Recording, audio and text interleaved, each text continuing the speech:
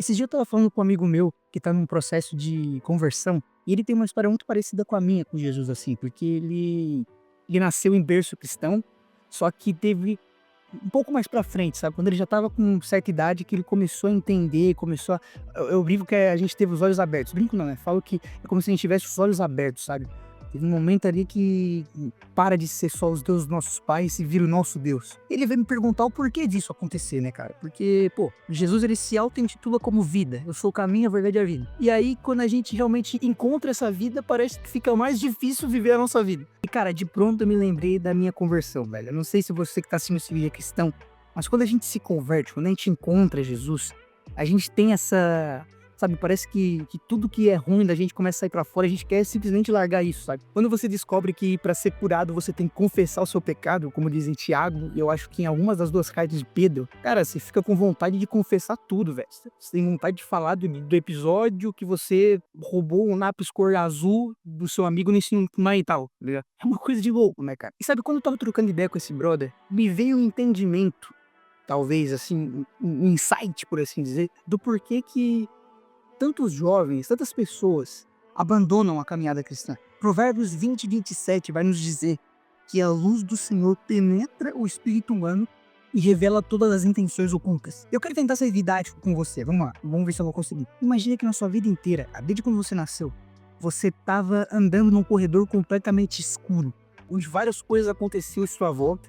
Você continua caminhando, você continua andando, você nem percebe o que está acontecendo por conta da escuridão, e quando até dá um insightzinho, você vê alguma coisa acontecendo, você ignora, porque, né, aí tem uma escuridão e outra, o que que faz diferença, né, vamos seguir a vida. Só que um dia, alguém liga a luz desse corredor. E aí, brother, você percebe tudo que tá na sua volta. Você vê que tem um monte de pessoa ali que nem era pra você que tá mais andando, que você tá andando. Você olha pra trás assim, um monte de vício, um monte de coisa assim te seguindo. Umas situações que antes você vivia que agora tá te deixando mais desconfortável e esse não te deixava, isso é meio estranho, sabe? Você começa a olhar assim ao redor do corredor, aquele corredor agora que antes era escuro, agora tá claro. E aí duas alternativas aparecem pra você. Ou lidar com toda aquela sujeirada e tirar tudo que não faz bem ali naquele corredor. Ou você pode ir até o interruptor, desligar a luz e tentar viver a vida como você estava vivendo antes. Eu não sei se ficou muito claro aqui, mas Jesus, em João 8,12, se auto-intitula como a luz do mundo. E o motivo de ser tão desconfortável, de ser tão difícil começar a viver com Jesus depois de um certo tempo, é porque não é que ele te dá problemas, não é que ele começa a pegar problema e colocar na tua mão, mas é que ele consegue te fazer perceber os problemas à sua volta. Aqueles problemas que antes eram ignorados começam a saltar como se fosse um problemão, e realmente são. Você começa a ver como esses problemas realmente são. E assim, então vamos ser sinceros, a gente já tem uma pá de problemas sem Jesus, né? A gente já tem a faculdade, já tem trabalho, já tem, sei lá, escola se você for adolescente. A gente já tem esses problemas nesses lugares que a gente já percebe, mesmo sem Jesus. Então pra que ter que lidar com esses ali que estavam dormindo, sabe? Não tava nem me incomodando direito. Deixa ali. Mas aí que tá o pulo do gato, cara. Porque a grande diferença de tudo isso que eu contei pra você, não é que antes estava escuro e agora tá claro. Não é que antes você não percebia pecado e agora percebe pecado. A grande diferença, a principal diferença dessas duas situações que eu te falei, é que antes você lidava com problemas sozinho e agora você tem em quem se apoiar pra lidar com esses problemas, cara. Dessa vez você não tá sozinho pra lidar com essas situações. Você tem mais um pra te ajudar. E esse um é o Deus criador dos céus e da terra. Ó, apareceu até uma risinha aqui pra dar um oi pra vocês. Não sei se dá pra pegar na câmera que tá num zoom ali. Não sei se dá pra te ver não, mas eu tô te vendo. É muito lindo. Cara, o que a gente mais esquece nessa caminhada com Jesus é exatamente isso. A gente não tá sozinho, cara. Isso não é uma frase pronta, uma frase genérica, sabe? Ela tá se tornando genérica porque a gente fala tanto sem ter um entendimento do que essa frase realmente significa. A gente não tá sozinho. A gente esquece tanto disso que a gente começa a ficar sobrecarregado com tudo que acontece na nossa volta.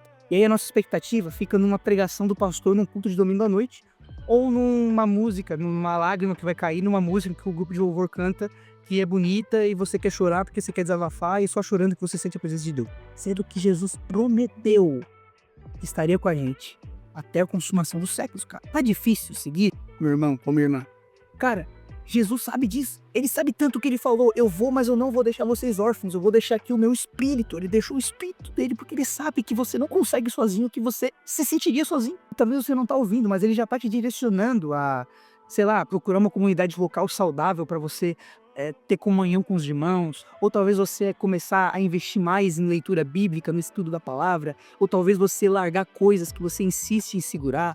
Eu não sei, mano, mas se você precisa de uma palavra de encorajamento e esse vídeo caiu pra você, talvez Deus tá querendo te falar isso. Meu irmão, minha irmã, não desista. Nos livros de Tiago e de Romanos vão falar pra gente que é necessário, feliz é aquele que passa por tribulações, porque a perseverança, ela vai ser forjada nesse tempo. Então é esse tempo que tá tudo difícil, cara. Tá tudo, sabe, parece que nada que você faz dá certo, parece até que Deus ele não tá com você. É necessário você continuar, porque a sua perseverança vai ser forjada nesse tempo, cara. E uma das maiores estratégias de Satanás é justamente essa, cara. Nesse momento de instabilidade que a gente tem, ele fica querendo moldar a visão que a gente tem de Deus, colocando ele como se fosse um ditador que quer que os seus filhos sejam perfeitos. Deus ele já sabe que você não é perfeito. Deus ele sabe que você vai pecar, mas ele te amou, escolheu te amar e continuará te amando, cara. Então que a gente possa perseverar, que a gente possa continuar nessa caminhada cristã juntos. E, cara, lembra, você não tá sozinho. Eu sei que é difícil seguir Jesus, mas não desiste, cara. Eu quero orar por você. Feche seus olhos se você puder. Jesus, eu oro por cada pessoa que tá vendo esse vídeo, Pai. Se essa pessoa tá passando por um momento onde parece que nada mais faz sentido na caminhada com o Senhor, que o Senhor possa vir agora com vida, Pai. Sabe, eu agradeço porque esse vídeo apareceu para ela no momento certo. Isso só prova o teu amor por ela, Pai. Que nessa perseverança que esse meu irmão, essa minha irmã vão ter, esse momento difícil, o Senhor possa forjar cada vez mais o caráter, para que esse meu irmão e essa minha irmã possam ter esperança no Senhor. Jesus, eu oro para que o Senhor venha se mostrando com amor, se mostrando com paternidade, Pai. O Senhor mostre cada vez mais que está com essa pessoa. E eu oro novamente por esse meu irmão e toda minha irmã, para que eles não desistam, Pai. Eles permaneçam com os olhos fixos, eles estabeleçam um caminho reto para os pés, permaneçam com os olhos fixos no que realmente importa, que é Cristo, Pai. Que o Senhor levante pessoas, Pai, pastores, líderes, amigos ou amigas, que possam ajudar eles a continuarem essa caminhada. Assim como Moisés, quando ele estava com os braços eh, fadigados, Pai. Dois amigos dele levantaram os braços dele para que ele continuasse no propósito que Deus tinha dado. E é isso que eu oro, Pai. Para que o Senhor levante pessoas assim, para ensinar a mão para minha irmã. Que mesmo se ele não tiver, que ele sempre está com o Senhor. Olha, em nome de Jesus, amém e amor. Amém? Meus irmãos, esse foi o vídeo dessa semana. Eu espero que você tenha gostado. Comenta aqui se fez sentido. E até a semana que vem. Demorou? Tamo junto.